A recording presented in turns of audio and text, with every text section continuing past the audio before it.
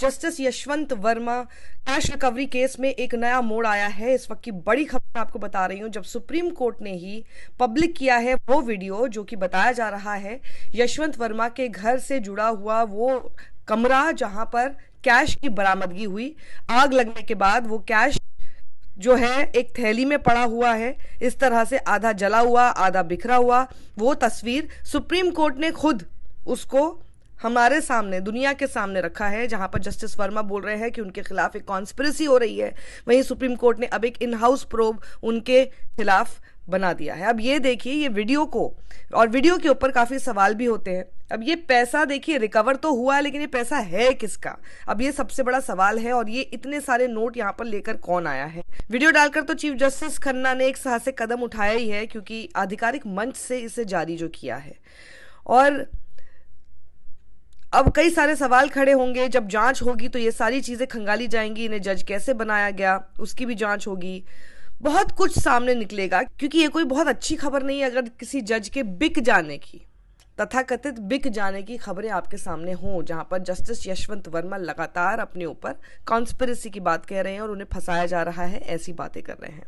तो अब इस वीडियो के बाद जांच होगी, और साथ ही मुझे लगता है कि इस बीच जस्टिस वर्मा के लिए भी सही होगा कि वो इस्तीफा ही दे दे जब तक कि जांच पूरी नहीं हो जाती है। क्योंकि क्या वाकई जस्टिस वर्मा साबित कर पाएंगे कि ये पैसा उनका नहीं है। और जस्टिस वर्मा का बयान कहता है कि कोई कैश रिकवरी ही नहीं हुई, उनको सिर्फ फंसाने की कोशिश की जा रही है। ये बात तो है कि आप ये देखिए कि जो कमरा आपके घर का हिस्सा भी नहीं है, घर के बाहर एक हिस्सा है, परिवार का कहना है कि उसको तो वो इस्तेमाल भी नहीं करते हैं, उस कमरे में कोई भी इतना सारा पैसा क्यों रख देगा। आप सोच कर देखिए, जब इतना पैसा जिस भी वजह से जैसे भी करके अगर किसी ने कमाया हो, ऐसे किसी कमरे में जाकर नहीं छोड़ेगा, तो क्या उनके परिवार के किसी भी शख्स ने कैश नहीं रखा? उन्होंने नहीं रखा तो फिर किसने रखा? क्योंकि ऐसे कमरे में कैश का मिलना अपने आप सवाल खड़ा करता है।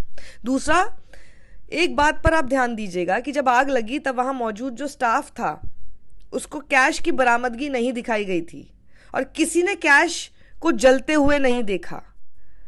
अब ये कैसा संयोग है? और लेकिन जब 15 मार्च की शाम कोर्ट के रजिस्ट्रार ने मौके का मुआयना किया तब ऐसा कुछ भी उसको नहीं दिखाई दिया। इसीलिए तो सीजेआई को भी 14 मार्च तक कोई इसकी भनक नहीं, कोई इसकी सूचना नहीं। जहां आग लगी है वहां नोटों के जले या बिखरे होने के निशान तक नहीं थे। फिर ये वीडियो कहाँ का है और कब बनाया गया है? आग लगी, नोट जले तो उसके निशान होने चाहिए। ये सब फोरेंसिक जांच का विषय है। वहीं अगर ये पैसा वहीं रखा हुआ था और उसी हिस्से में तब आग लगना जब परिवार वहां पर घर पे मौजूद ही नहीं था, ये एक और इत्तेफाक है। क्योंकि इस पूरे केस में इत्तेफाक बहुत सारे हैं, और जब इतने इत्तेफाक हो जाते हैं किसी भी कहानी में, उसके बाद खूब सारे सवाल खड़े होते हैं जिनके जवाब मिलने बेहद जरूरी है। और इस वक्त एक बड़ी खबर ये आ रही है इस मामले से जुड़ी हुई कि सुप्रीम कोर्ट ने 3 सदस्यीय कमेटी का गठन किया है, जिसमें chief justices of Punjab and Haryana, Karnataka और हिमाचल प्रदेश, ये तीनों ही राज्यों के जो कोर्ट्स हैं, हाई कोर्ट्स हैं, उसके चीफ जस्टिसेस इस कमेटी में रहेंगे, ताकि वो एलिगेशंस जो जस्टिस यशवंत वर्मा के खिलाफ लगाए गए हैं उनकी जांच कर सकें। सीजेआई ने डायरेक्ट किया है, यानी आदेश दिया है, निर्देश दिया है सीजे ऑफ दिल्ली हाई कोर्ट को कि वो इस बीच कोई भी जुडिशियल काम असाइन ना करें जस्टिस वर्मा को। क्या दिल्ली हाई कोर्ट के जज यशवंत वर्मा के खिलाफ बड़ी साजिश रची गई? क्या जस्टिस यशवंत वर्मा का चरित्र हनन करने की कोशिश की गई? क्या पूरी न्यायपालिका के खिलाफ साजिश की गई है? ये एक अहम सवाल है जिसके जवाब किसी के पास नहीं है। आखिर जब मीडिया ने रिपोर्ट किया कि 14 तारीख को होली के दिन आग लगी और फिर कथित कैश मिला, फिर ये खबर 20 तारीख तक क्यों बाहर नहीं आई? क्या पूरी खबर से कुछ छेड़छाड़ हुई? चलिए मान लेते हैं कि मामला संवेदनशील था इसलिए खबर दबाई रखी गई, लेकिन ऐसी भी क्या मजबूरी है कि इस पूरे मामले की जानकारी सीजेआई को भी 14 मार्च को नहीं दी गई? मैं जानती हूं मैंने जो आपको जानकारी दी थी उस वक्त जितनी आ रही थी सामने उसी के हिसाब से थी, लेकिन अब धीरे धीरे करके जो इन्फॉर्मेशन आ रही है वो कई सारे सवालों पर निशान खड़े कर रही है। और अब बताया जा रहा है कि चीफ जस्टिस ऑफ इंडिया को पूरे केस की जानकारी 20 मार्च को पता चली, कथित कैश मामले में।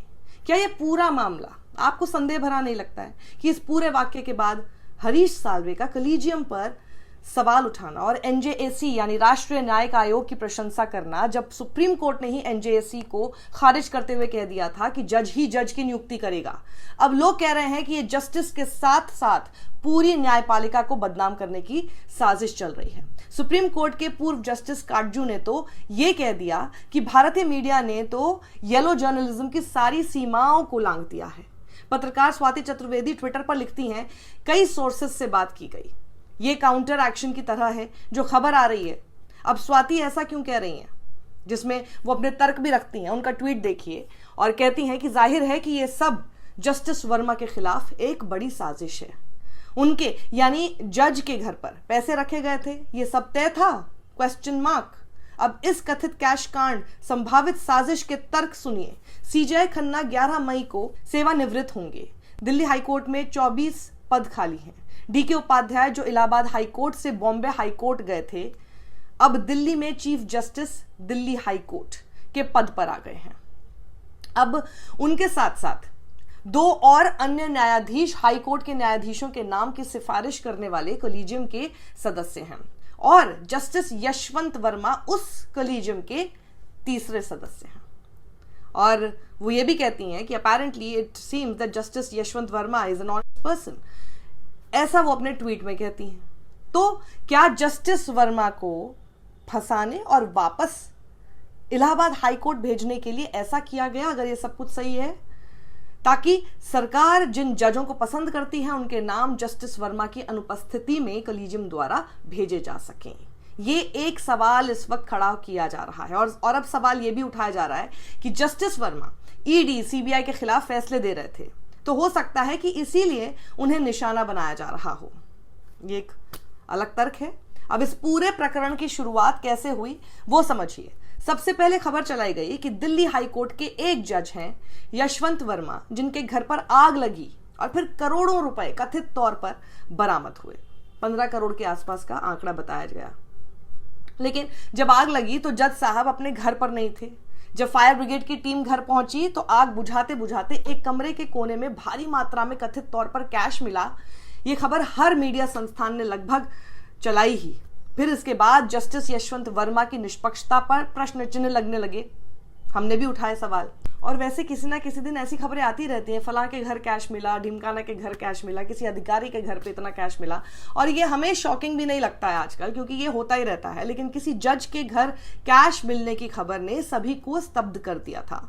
बिल्कुल, क्योंकि हमारे देश में जज को न्याय का देवता समझा जाता है और वहीं इस वक्त काफी क्राइसिस में भी जुडिशरी गुजर रही है ट्रस्ट के नाम पर। कल शाम होते होते एक और खबर आई कि फायर डिपार्टमेंट ने कैश मिलने की बात शाम होते होते नकार दी।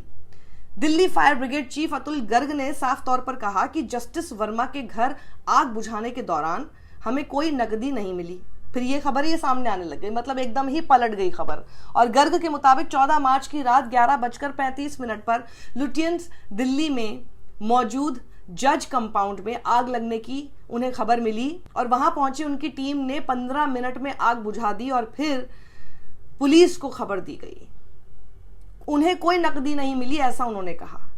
पर अब इसमें मेरी एक बात समझ में नहीं आ रही है कि पहले खबर चलती है कि जज के घर में कैश मिला, फिर मामला सीजेआई तक पहुंचा, वो उनको ट्रांसफर की बात कर देते हैं इलाहाबाद हाई कोर्ट में। खबर आती है इलाहाबाद हाई कोर्ट की बार एसोसिएशन कहते हैं नहीं जी हमारे यहाँ हम लोग कोई डस्टबिन नहीं है, आप हमारे पास क्यों इनको ट्रांसफर कर रहे हैं। तब तक फिर एक खबर आ जाती है कि वो कह रहे हैं कि नहीं मैं तो हमने तो कैश की कोई बात कही ही नहीं। उसके बाद आपको पता है एक और ट्विस्ट, फिर से एक बार खबर ये सामने आती है कि वो कह रहे हैं नहीं मैंने तो पूरी तरह से कहा ही नहीं कि कैश नहीं मिला। इतना मैस इस पूरी इन्वेस्टिगेशन, उस पूरी खबर को बना दिया गया और इतनी ज्यादा जो इसमें लीपा पोती भी और इतनी ज्यादा जो इसमें हॉटस्पॉट चीजें नजर आ रही हैं वो और भी ज्यादा शक खड़ा कर रही हैं। इतनी गलत सूचनाएं, एक खबर पर इतनी गलत सूचनाएं अगर होंगी तो फिर शक तो गहराएगा ही। और अब दिल्ली हाईकोर्ट के chief justice CJI Sanjeev Khanna को प्राइमरी रिपोर्ट सौंपेंगे, इसके बाद आगे की कार्रवाई होगी। लेकिन सवाल अब भी वही खड़ा हुआ है कि अफवाह आखिर फिर फैलाई किसने। एक सिटिंग जज के खिलाफ कौन है जो न्यायपालिका की छवि धूमिल करना चाहता था, और इस बात की जांच जरूर होनी चाहिए कि फेक खबर फैलाने वाला कौन था। पहले क्यों माना गया कि कैश मिला, बाद में कहा गया कैश नहीं मिला, और फिर बाद में कह रहे कि नहीं पूरी तरह से तो हमने ऐसा कुछ कहा ही नहीं। तो ये वो कुछ अहम सवाल हैं जो लोग जानना चाहते हैं। और सीधा सवाल ये है कि भाई अगर कुछ हुआ ही नहीं तो जज साहब का ट्रांसफर क्यों किया गया। हालांकि सुप्रीम कोर्ट ने कहा है कि जज के घर कैश मिलने की खबर और ट्रांसफर में आपस में कोई संबंध नहीं है, लेकिन जिस दिन ये खबर सीजीआई को पता चलती है उसी दिन उनके तबादले का कहना ये कोई इत्तेफाक तो नहीं हो सकता ना। अब सच क्या है और झूठ क्या है, जांच होगी तो पता चलेगा, वरना ये एक खबर की तरह बाकी खबरों की तरह दब जाएगी।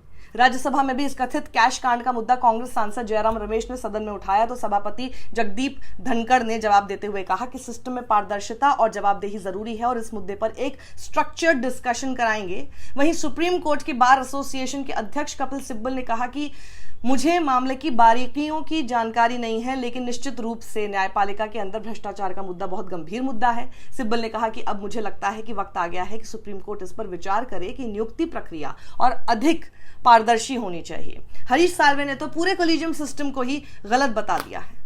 अब साल्वे ने कहा है कि राष्ट्रीय न्यायिक नियुक्ति आयोग NJAC के खिलाफ सुप्रीम कोर्ट का फैसला गंभीर रूप से त्रुटिपूर्ण था। आपको याद है कि जज की नियुक्ति के लिए सरकार ने आयोग बनाने का प्रस्ताव दिया था, लेकिन बाद में सुप्रीम कोर्ट ने NJAC को खारिज करते हुए कहा था कि जज ही जज की नियुक्ति करेंगे। दरअसल अब जब सभी चीजों की नियुक्ति सरकार ही कर लेगी तो जज क्या करेंगे, यह भी तो एक बड़ा सवाल है। अब इसी कथित कैश कांड में कई एंगल सामने आ रहे हैं, लेकिन मैं कहूंगी इस प्रकरण की निष्पक्ष जांच हो, क्योंकि ये कथित केस न्यायपालिका के मान सम्मान और आबरू से जुड़ा हुआ मसला है। और क्या इसके पीछे कोई षड्यंत्र है, क्या जस्टिस को फंसाया तो नहीं जा रहा है, ये सब भी जानना बेहद जरूरी है। इस वीडियो को ज्यादा लोगों तक पहुंचाएं। सत्यमेव जयते।